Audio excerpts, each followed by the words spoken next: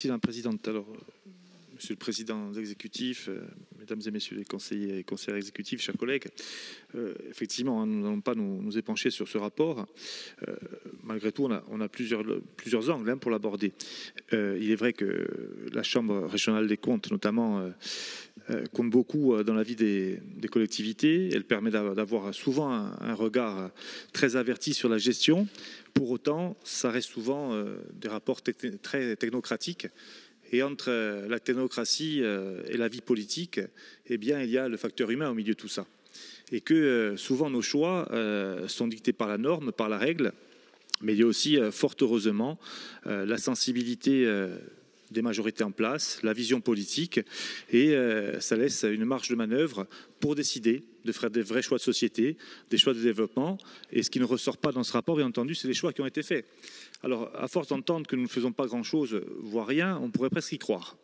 Mais avant de venir sur les points, effectivement, qui sont mis en avant par ce rapport, moi, j'ai envie aussi de vous parler ce qui transpire de ce rapport. C'est des choix forts. On le passe souvent sous silence. Lorsque on nous dit qu'effectivement, il y a eu une baisse des recettes parce que le tarif résident a baissé. On pourrait s'en tenir là. 18 millions d'euros, 14 millions d'euros, effectivement, il faut forcément affiner et avoir une lecture claire du montant. Mais derrière ce choix-là, il y a quand même une sacrée victoire politique et un choix pour les Corses.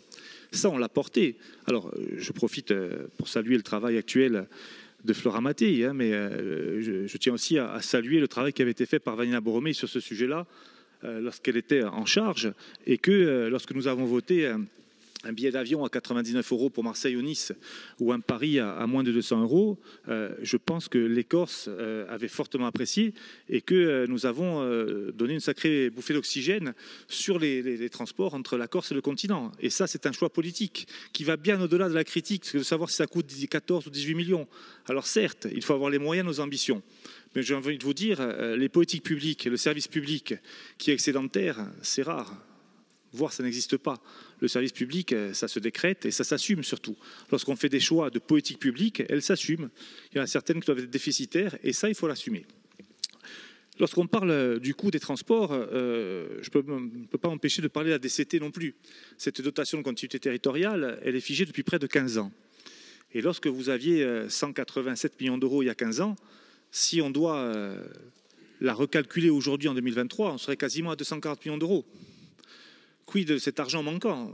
Oui, on doit la recalculer. On ne peut pas rester avec l'inflation, la hausse des carburants sur une enveloppe qui soit fermée. Il faut bien, tôt ou tard, qu'on ait cette discussion et qu'elle aboutisse. Cet argent-là revient aussi sur cette dotation de continuité territoriale à la Corse et aux Corses. Là-dessus, idem, ça permet de financer le service public.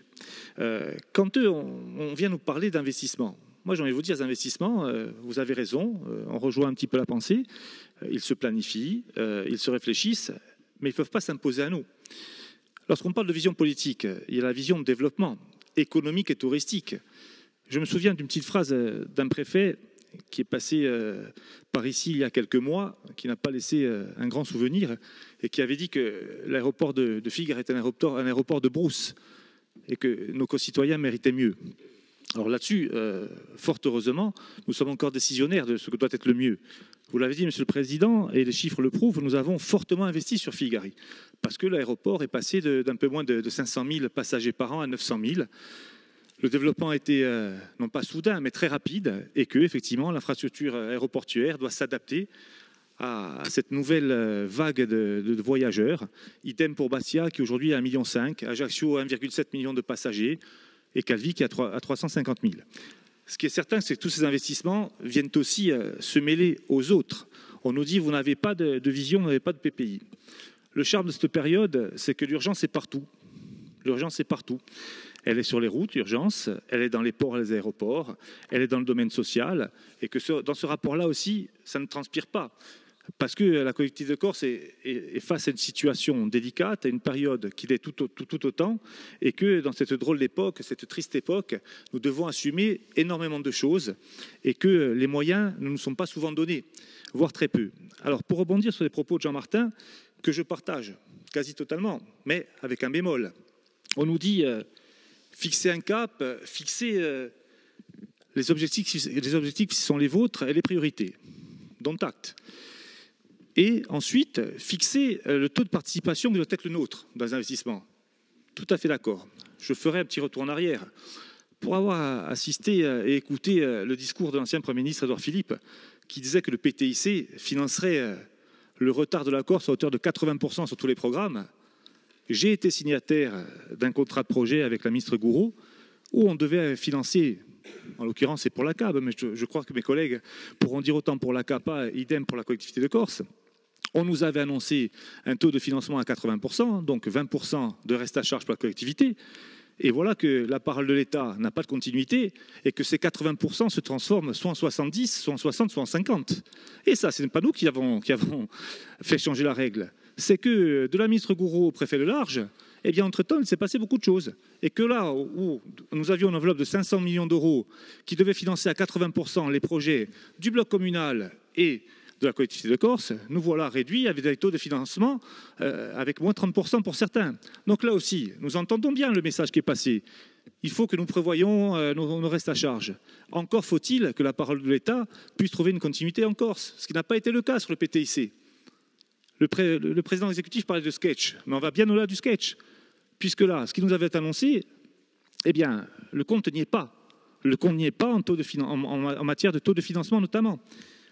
Enfin, sur ce rapport, j'ai envie de vous dire, certes, il y a des choses qui sont pointées du doigt, il y a aussi les observations qui ont été faites par un exécutif qui n'ont pas été reprises, mais il y a quand même une certaine fierté à avoir. Nous assumons le service public, nous assumons aujourd'hui une politique envers les Corses par le tarif résident, qui est une politique avec beaucoup d'ambition, et effectivement, nous devons aujourd'hui avoir une lisibilité sur l'investissement, mais cet investissement, s'il y a un grand plan avec l'État, eh bien en tout cas, nous souhaitons être autour de la table et pas simplement spectateurs.